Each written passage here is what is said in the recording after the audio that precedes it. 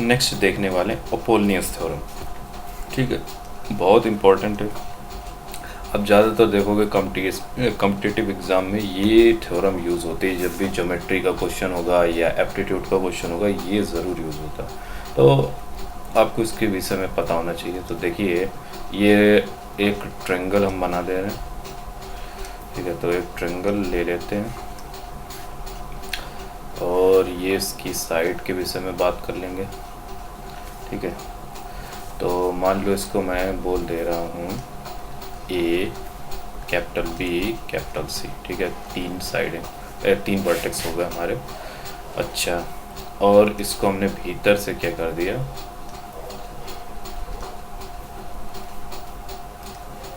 Divide कर दें। इन दोनों साइडों को जब डिवाइड करते हैं, सेंट्रॉइड बनता है। जब दो साइडों, एक साइड को जो हम लोग डिवाइड करते हैं, मीडियंस हम डाल रहे हैं यहाँ पे। तो ये जो मीडियंस आपस में मिलेंगे तीनों पॉइंट से, उनको हम बोलते हैं, उसे हम बोलते हैं सेंट्रॉइड। तो एक यहाँ से मीडियन होगा, एक यहाँ से, और एक यहाँ से आएगा। ठीक है, ये जो है ये हमारा सेंट्रॉइड होगा। ये बीच में जो है इसको हम क्या बोलेंगे, इसको सेंट्रॉइड बोलेंगे। ये वाला, उसको मैं ओ बोल दे रहा हूँ। ठीक है, अब ये आपस में इक्वल में बांटते हैं। आपको पता होना चाहिए, मीडियन जो होते हैं वो आपस में इक्वल बांटते हैं ये।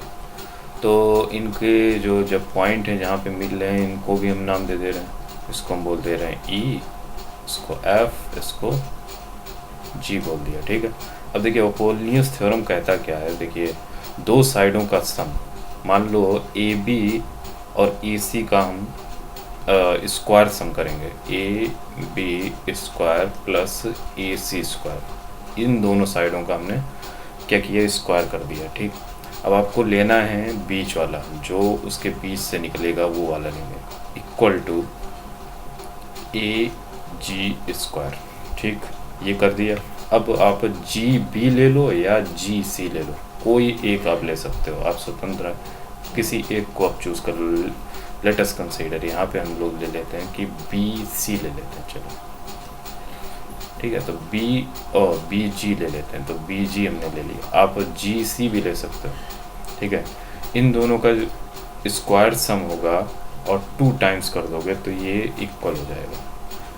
ठीक, पहला पॉइंट।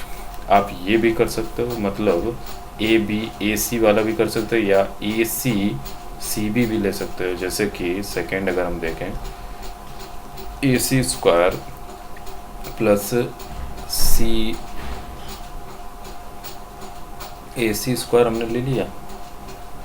ओके, और इसको हम ले लेते हैं बी सी स्क्वायर। ठीक है, तो इसको हम बी सी स्क्वायर ले लेते हैं। ये हो गया बी सी स्क्वायर। इन दोनों के बीच में कौन सी वाली है, मीडियन, ये वाली। इस मीडियन का हम क्या कर देंगे, स्क्वायर कर देंगे, यानी सी ई का हमने स्क्वायर कर दिया। ठीक, अब ए ई ले सकते हो या ई बी ले सकते हो। तो हम यहाँ पे ले लेते हैं बी ई, या तो बी ई ले लेते हैं। इसका हमने स्क्वायर सम कर दिया और 2 टाइम्स कर दिया। ठीक है, इसी तरीके से आप नेक्स्ट वाला भी लिख सकते हो। ये वाला हो गया, और ये वाला, अब ये वाला A B square plus B C square, third वाला। ये 2 टाइम्स क्या होगा, A B square B C square, median है B F square and F C square. तो ये है पानी अपोलोनियस थ्योरम। अब देखो, इसका एक और एडवांटेज है, आपको पैरेललोग्राम में देखने को मिलता है। जैसे हम अगर एक पैरेललोग्राम यहाँ तैयार कर दें तो उसमें भी आपको ये देखने को मिलेगा। इसका एडवांटेज आपको यहाँ पर भी देखने को मिलेगा। जैसे ये आपका एक पैरेललोग्राम है। ठीक, ए बी सी डी।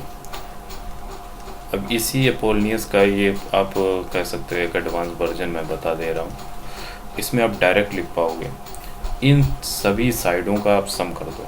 क्या करना है, इन सभी साइडों का आपको सम कर देना है। A B square B C square C D square D A square equal to हो जाएगा, ये इनकी जो डायगोनल का है इसको स्क्वायर कर दो, A C square plus D B square, ये बराबर होगा तो ये जो हमने बताई बात ये आपको पता होनी चाहिए।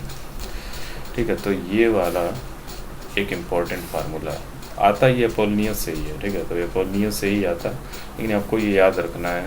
कभी कभी ये आपको इसमें पैरेललोग्राम में पूछा जाएगा।